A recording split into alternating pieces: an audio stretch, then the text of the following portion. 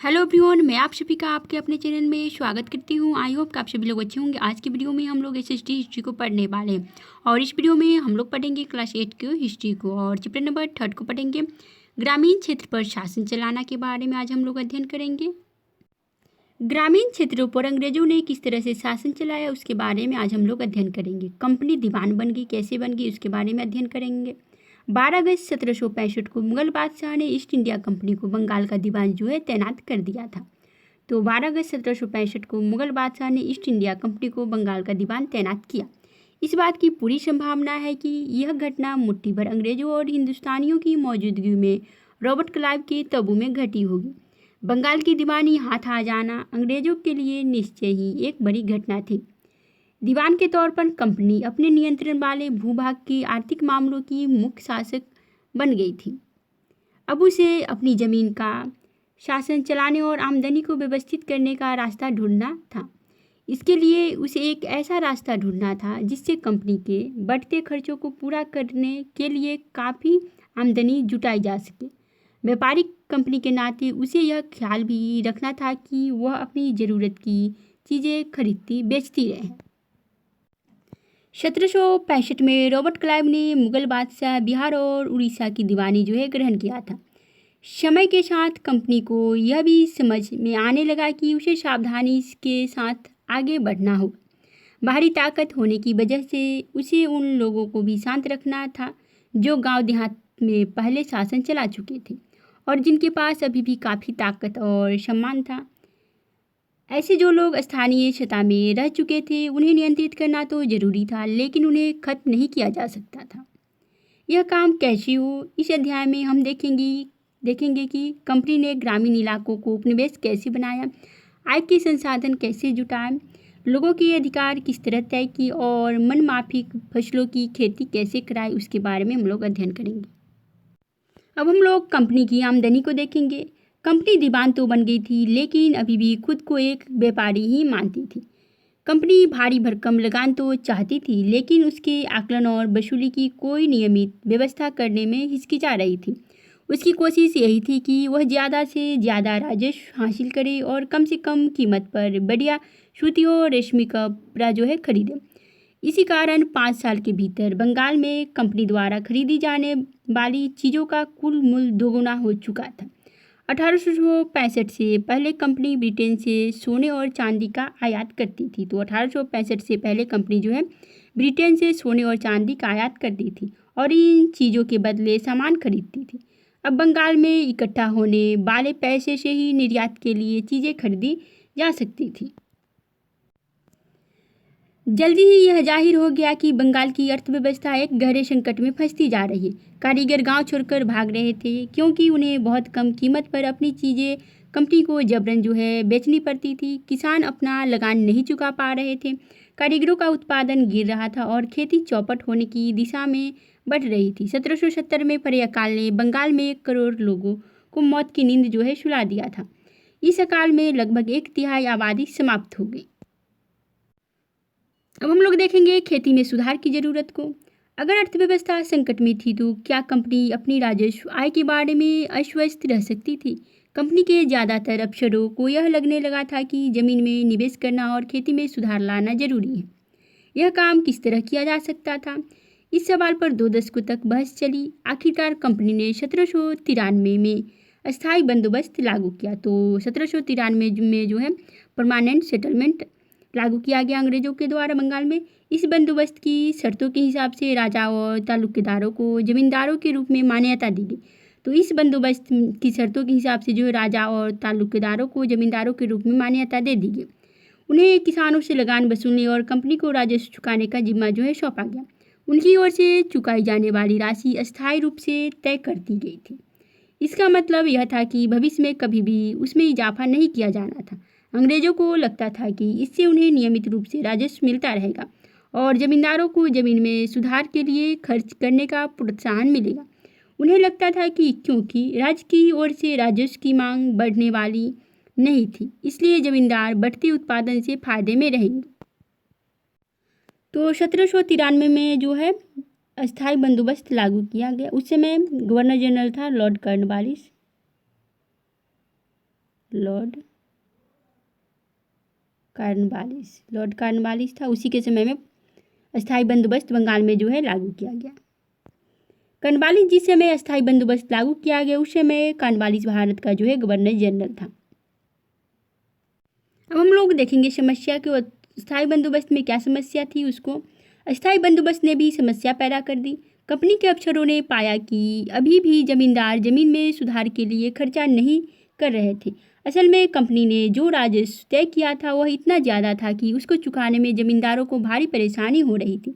जो जमींदार राजस्व चुकाने में विफल हो जाता था उसकी जमींदारी छीन ली जाती थी।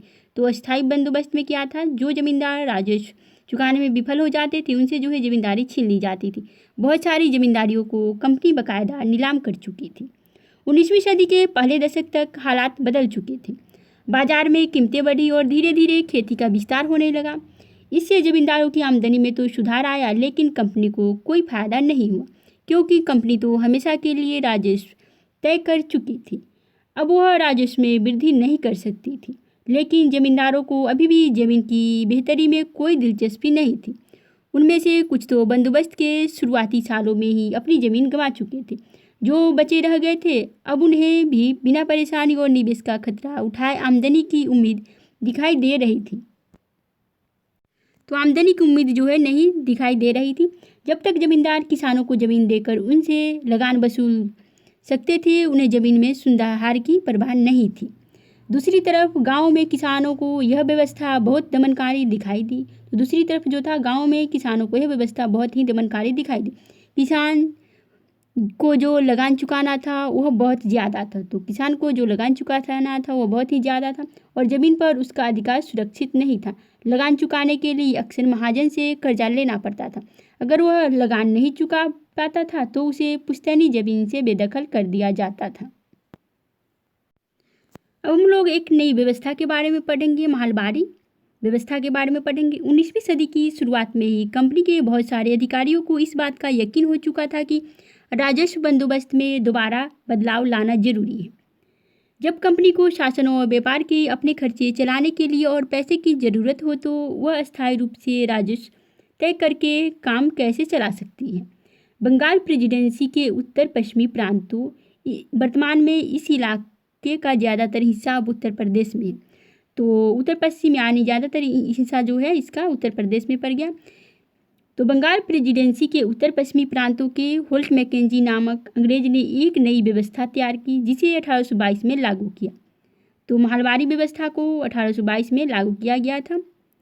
मैकेंजी को विश्वास था कि उत्तर भारतीय समाज में गांव एक महत्वपूर्ण सामाजिक संस्था है और उसको बचाए रखना चाहिए। उसके आदेश पर कलेक्टरों ने गांव-गांव का दौरा किया, जमीन की जांच की, खेतों को मापा और विभिन्न समूहों के रीति रिवाजों को दर्ज किया।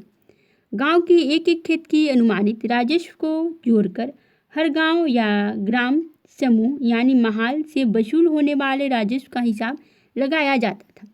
इस राजस्व को अस्थायी रूप से तय नहीं किया गया। तो महलबारी में जो था कर को अस्थायी रूप से तय नहीं किया गया था, यानी राजस्व को अस्थायी रूप से तय नहीं किया गया था कि कितना लिया जाएगा, बल्कि उसमें समय समय पर संशोधन की गुंजाइश रखी गई। राजस्व इकट्ठा करने और उसे कंपनी को अदा करने का जिम्मा जमींदार की बजाय गांव के मुखिया को सौंप दिया गया। इस व्यवस्था को महलबारी बंदोबस्त का नाम दिया गया। तो महलबारी में था कि गांव के मुखिया के द्वारा जो राजस्व वसूल किया जाता था उसके बाद फिर अंग्रेजों को दिया जाता था। और अस्थायी बंदोबस्त में जमींदार राजस्व वसूल करते थे और महलबारी में मुखिया राजस्व जो है वसूल करते थे। महल ब्रिटिश राजस्व दस्तावेजों में महल एक राजस्व इकाई थी। यह एक गांव या गांवों का एक समूह होती थी। अब हम लोग देखेंगे मुनरो व्यवस्था या फिर इसे रेतबारी व्यवस्था कहिए, उसे देखते हैं। मद्रास का गवर्नर टॉमस मुनरो जो 1819 से 1826 ईस्वी तक रहा। ब्रिटिश नियंत्रण वाले दक्षिणी भारतीय इलाकों में भी अस्थायी बंदोबस्त की जगह नई व्यवस्था अपनाने का प्रयास किया गया, यानी दक्षिण भारत मद्रास के क्षेत्र में वहाँ जो नई व्यवस्था विकसित हुई उसे रेतबारी या फिर रेतबारी का नाम दिया गया। कैप्टन अलेक्जेंडर रीड ने टीपू सुल्तान के साथ चले युद्धों के बाद कंपनियों द्वारा कब्जे में लिए गए कुछ इलाकों में इस व्यवस्था को आजमा कर भी देख लिया था। टॉमस मुनरो ने इस व्यवस्था को विकसित किया और धीरे धीरे पूरे दक्षिणी भारत पर यही व्यवस्था लागू कर दी गई। यानी पूरे दक्षिणी भारत पर जो है रेतवारी व्यवस्था लागू कर दी गई। रीड और मुनरो को लगता था कि दक्षिण में परंपरागत जमींदार नहीं थे, इसलिए उनका तर्क यह था कि उन्हें सीधे किसानों यानी रैयतों से ही बंदोबस्त करना चाहिए, जो पीढ़ियों से जमीन पर खेती करते आ रहे हैं। राजस्व आकलन से पहले उनके खेतों का सावधानीपूर्वक और अलग से सर्वेक्षण किया जाना चाहिए। मुनरो का मानना था कि अंग्रेजों को पिता की भांति किसानों की रक्षा करनी चाहिए। तो रैयतवारी व्यवस्था में जो है डायरेक्ट किसान से राजस्व जो है कर यानी वसूला जाता था, और अस्थायी बंदोबस्त में जमींदारों से और महलबारी में मुखियाओं से राजस्व जो है वसूला जाता था। अब हम लोग देखेंगे सब कुछ ठीक नहीं था। तो कैसे ठीक नहीं था देखते हैं। नई व्यवस्थाएं लागू होने के बाद महज कुछ साल के भीतर उनमें समस्याएं दिखाई देने लगी। तो नई व्यवस्था लागू होने के बाद भी महज कुछ साल के बाद जो है कुछ नई समस्याएं दिखाई देने लगी। जमीन से होने वाली आमदनी बढ़ने के चक्कर में राजस्व अधिकारियों ने बहुत ज़्यादा राजस्व तय कर दिया था। किसान राजस्व चुका नहीं पा रहे थे, रैयत गांवों से भाग रहे थे, बहुत सारे क्षेत्रों में गांव वीरान हो गए थे। आशावादी अफसरों को उम्मीद थी कि नई व्यवस्था किसानों को संपन्न उद्यमशील किसान बना देगी, लेकिन ऐसा हुआ नहीं। अब हम लोग देखेंगे यूरोप के लिए फसलें। अंग्रेजों ने यह भी महसूस किया कि ग्रामीण इलाके न केवल राजस्व प्रदान कर सकते हैं, बल्कि वहाँ यूरोप की ज़रूरतों के हिसाब से सही फसलें भी पैदा की जा सकती है। तो अंग्रेजों ने यह महसूस किया कि ग्रामीण इलाके न केवल राजस्व प्रदान कर सकते हैं, बल्कि वहाँ यूरोप की ज़रूरतों के हिसाब से सही फसलें भी पैदा की जा सकती हैं। 18वीं सदी के आखिर तक कंपनी ने अफीम और नील की खेती पर पूरा जोर लगा दिया था। तो 18वीं सदी के आखिर तक कंपनी ने जो है अफीम और नील की खेती पर पूरा जोर लगा दिया था। इसके बाद लगभग 150 साल तक अंग्रेज देश के विभिन्न भागों में किसी न किसी फसल के लिए किसानों को मजबूर करते रहे। तो लगभग 150 साल तक अंग्रेज जो है देश के विभिन्न भागों में किसी न किसी फसल के लिए किसानों को मजबूर करते थे। बंगाल में पटसन के लिए मजबूर करते थे, असम में चाय के लिए अंग्रेज मजबूर करते थे किसानों को, फिर संयुक्त प्रांत यानी वर्तमान उत्तर प्रदेश में गन्ना के लिए परेशान करते थे, पंजाब में गेहूं के लिए, महाराष्ट्र व पंजाब में कपास के लिए और मद्रास में चावल की खेती के लिए परेशान करते थे अंग्रेज किसानों को। यह कैसे किया गया? अंग्रेजों ने अपनी ज़रूरत की फसलों की खेती को फैलाने के लिए कई तरीके अपनाए। आइए इसी तरह की एक फसल उत्पादन की ऐसी ही एक पद्धति को अच्छी तरह से समझते हैं। क्या रंग का भी कोई इतिहास होता है, इसके बारे में हम लोग देखेंगे। हम लोग नील की खेती के बारे में देखेंगे। एक कलमकारी छापा 20वीं सदी का है, भारत का है यह, और यह है मॉरिस कॉटन छापा 19वीं सदी का उत्तरार्ध है, इंग्लैंड का यह छापा है और यह भारत का है। बाईं तरफ की तस्वीर में भारत में आंध्र प्रदेश के बुनकरों द्वारा बनाए गए कलमकारी छापे दिखाई दे रहे हैं। तो इसमें यह जो छापा है वो आंध्र प्रदेश के बुनकरों द्वारा बनाया गया है, कलमकारी छापा है। दूसरी तरफ ब्रिटेन के प्रसिद्ध कवि और कलाकार विलियम मॉरिस द्वारा बनाए गए फूल वाले छापे हैं। दोनों छापों में एक बात समान है, दोनों में ही गहरे नीले रंग का इस्तेमाल किया गया है। इसे आमतौर पर नील कहा जाता है। क्या आप जानते हैं कि यह रंग किस तरह पैदा किया गया है? इन छापों में आपको जो नीला रंग दिखाई दे रहा है वह नील नाम के एक पौधे से निकाला जाता था। इस बात की काफ़ी संभावना है कि 19वीं सदी के ब्रिटेन में मॉरिस के छापों में इस्तेमाल किया गया नीला रंग भारत में उगने नील के पौधों से तैयार किया गया होगा। उस समय भारत दुनिया में नील का सबसे बड़ा स्रोत था। तो उस समय जो है भारत दुनिया में नील का सबसे बड़ा स्रोत देश था। भारतीय नील की मांग क्यों थी, इसके बारे में हम लोग अध्ययन करेंगे। नील का पौधा मुख्य रूप से उष्णकटिबंधीय इलाकों में उगता है। 13वीं सदी तक इटली, फ्रांस और ब्रिटेन के कपड़ा उत्पादक कपड़े की रंगाई के लिए भारतीय नील का इस्तेमाल कर रहे थे। तो 13वीं सदी तक इटली, फ्रांस और ब्रिटेन के कपड़ा उत्पादक कपड़े की रंगाई के लिए भारतीय नील का जो है इस्तेमाल कर रहे थे। उस समय भारतीय नील की बहुत थोड़ी मात्रा ही यूरोपीय बाज़ारों में पहुंच पाती थी। तो 13वीं सदी में बहुत थोड़ी मात्रा में ही भारत से नील पहुंच पाती थी यूरोप के बाज़ारों में। उसकी कीमत भी बहुत ऊंची रहती थी, इसलिए यूरोपीय कपड़ा उत्पादकों को बैंगनी और नीले रंग बनाने के लिए बोट नामक एक और पौधे पर निर्भर रहना पड़ता था। बोट पौधा शीतोष्ण क्षेत्र में उगता था, इसलिए यूरोप में आसानी से मिल जाता था। तो बोट पौधा जो है शीतोष्ण क्षेत्र में उगता था, इसलिए यूरोप में आसानी से मिल जाता था। उत्तरी इटली, दक्षिणी फ्रांस व जर्मनी और ब्रिटेन के कई हिस्सों में यह पौधा उगता था। तो बोट का पौधा जो है उत्तरी इटली, दक्षिणी फ्रांस व जर्मनी और ब्रिटेन के कई हिस्सों में बोट का पौधा जो है उगता था। नील के साथ प्रतिस्पर्धा से परेशान यूरोप के बोट उत्पादकों ने अपनी सरकारों पर दबाव डाला कि वे नील की आयात पर पाबंदी लगा दें, मगर कपड़े को रंगने वाले तो नील को ही पसंद करते थे। तो क्या था कि कपड़े को रंगने वाले नील को ही पसंद करते थे। नील से बहुत चमकदार नीला रंग मिलता था, जबकि बोट से मिलने वाला रंग बेजान और फीका होता था।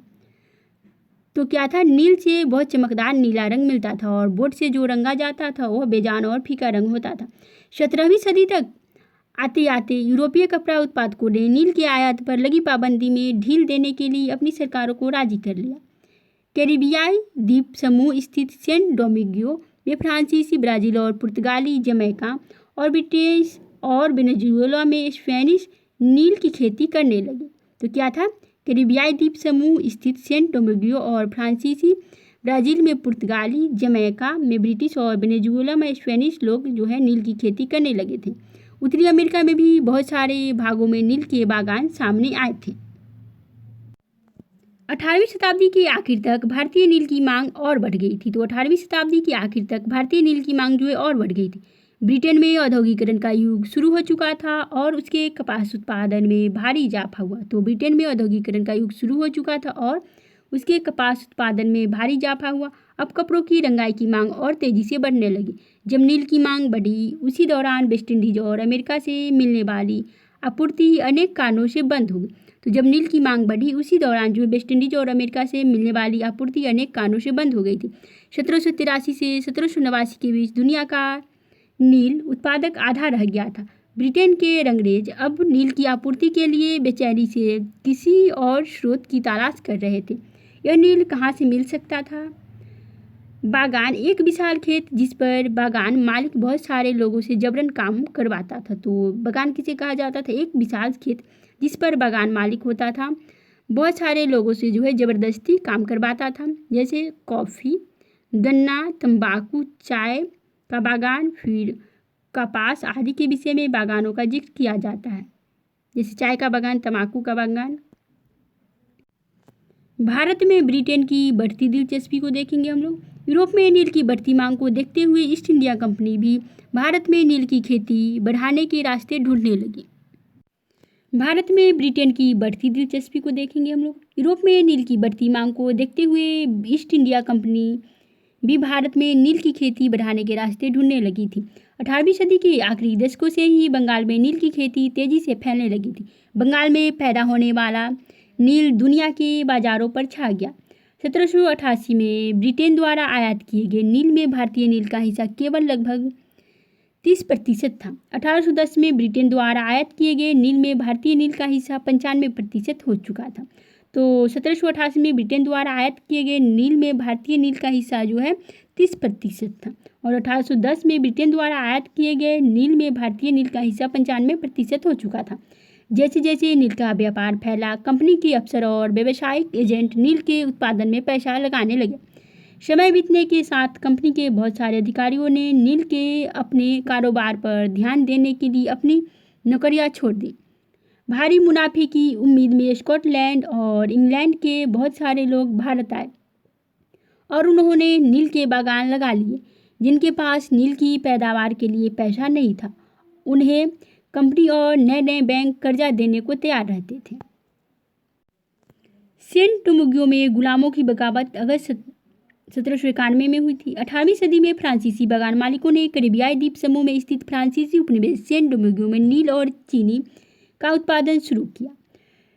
तो 18वीं सदी में फ्रांसीसी बागान मालिकों ने कैरिबियाई द्वीप समूह में जो है स्थित फ्रांसीसी उपनिवेश सेंट डोमिंगो में नील और चीनी उत्पादन का शुरू किया था। इन बागानों में काम करने वाले अफ्रीकी गुलाम 1791 में बगावत पर उतर आए।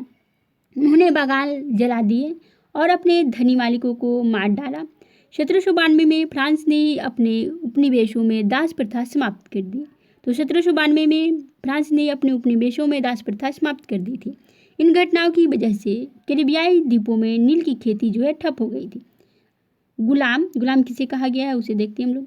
ऐसा व्यक्ति जो किसी दास स्वामी की संपत्ति होता था। गुलाम के पास कोई आज़ादी नहीं होती थी, जैसा मालिक कहेगा वैसा ही गुलाम को करना पड़ता था। उसे अपने मालिक के लिए काम करना होता था। नील की खेती कैसे होती थी हम लोग देखते हैं। नील की खेती के दो मुख्य तरीके थे। तो नील की खेती के दो तरीके थे, नीज और रैयती। नीज खेती की व्यवस्था में बगान मालिक खुद अपनी ज़मीन में नील का उत्पादन करता था। तो नीज खेती में क्या होता था कि बगान मालिक खुद अपनी ज़मीन में नील का उत्पादन करते थे। या तो वह ज़मीन खरीद लेते थे या दूसरे ज़मींदार से ज़मीन भाड़े पर लेते थे और मजदूरों को काम पर लगाकर नील की खेती करवाते थे। नीज खेती की समस्या क्या थी अब हम लोग देखेंगे। तो नील की खेती दो तरीके से होती थी, एक थी नीज और दूसरी थी रैयत। नीज और रैयत। तो नीज में होता था कि बगान मालिक खुद अपनी भूमि पर जो है नील की खेती करते थे, या फिर ज़मीन कहीं से ले लेते थे या फिर किसी भी तरह से वो, लेकिन स्वयं अपनी खेती करते थे अपने खेतों पर। नीज की खेती की समस्या क्या थी अब हम लोग देखते हैं। बगान मालिकों को नीज खेती का क्षेत्रफल फैलाने में मुश्किल आ रही थी। नील की खेती केवल उपजाऊ जमीन पर की जा सकती थी। ऐसी ज़मीनों पर पाबंदी पहले ही बहुत ज़्यादा थी। यहाँ वहाँ छोटे मोटे खेत ही उनके हाथ लग पाते थे। नील की खेती करने के लिए उन्हें बड़े बड़े भूखंडों की ज़रूरत थी। इस तरह की ज़मीनें उन्हें कहाँ से मिल सकती थी। उन्होंने नील की फैक्ट्री के इर्द गिर्द पट्टे पर ज़मीन लेने के प्रयास किए और वहाँ की किसानों को हटवा दिया। इससे टकराव और तनाव पैदा हो जाता था। मजदूरों का इंतजाम करना भी आसान नहीं होता। बड़े बागान के लिए बहुत सारे मजदूरों की ज़रूरत होती थी। मजदूरों की ज़रूरत भी सबसे ज़्यादा उसी समय होती थी जब किसान धान की खेती में व्यस्त थे। तो मजदूरों की ज़रूरत भी उसी टाइम पे होती थी जब किसान धान की खेती में व्यस्त रहते थे। बड़े पैमाने पर निज खेती के लिए बहुत सारे हल बैलों की ज़रूरत थी। तो बहुत बड़े पैमाने पर जो है निज खेती के लिए हल बैलों की ज़रूरत होती थी। 1 बीघा नील की खेती के लिए 2 हल चाहिए होते थे। इसका मतलब यह था कि अगर किसी बागान मालिक के पास 1000 बीघा ज़मीन है तो उसे 2000 हलों की ज़रूरत पड़ती थी। हलों को खरीदना और उनका रखरखाव एक बड़ी समस्या थी। किसानों से भी हल नहीं मिल सकते थे। तो किसानों से भी हल नहीं मिल सकते थे। उन्हें अपने लिए ही इन चीज़ों की ज़रूरत होती थी। जिस समय नील उत्पादकों को ज़रूरत होती थी उसी समय किसानों की हल बैल भी चावल की खेती में व्यस्त रहते थे। 19वीं सदी के आखिर तक बागान मालिक निज खेती का क्षेत्रफल फैलाने में हिचकते थे। तो 19वीं सदी के आखिर तक बागान मालिक निज खेती का क्षेत्रफल फैलाने में जो हिचकिचाते थे। इस व्यवस्था के तहत नील की पैदावार वाली 25% से भी कम जमीन आती थी। बाकी जमीन रैयती व्यवस्था के अंतर्गत थी। बीघा किसे कहा गया है उसे हम लोग देखते हैं। जमीन की एक माप ब्रिटिश शासन से पहले बीघे का आकार अलग अलग होता था। बंगाल में अंग्रेजों ने इसका क्षेत्रफल करीब 1/3 तय कर दिया था। तो बंगाल में अंग्रेजों ने इसका क्षेत्रफल जो है करीब 1/3 के लगभग तय कर दिया था। तो आज के लिए इतना ही रहेगा। नेक्स्ट वीडियो में हम लोग रैयत से स्टार्ट करेंगे। रैयत, आज हम लोग निज खेती के बारे में पढ़े और नेक्स्ट वीडियो में हम लोग रैयत के बारे में पढ़ेंगे। तो आज के लिए इतना ही, फिर मिलेंगे नेक्स्ट वीडियो में।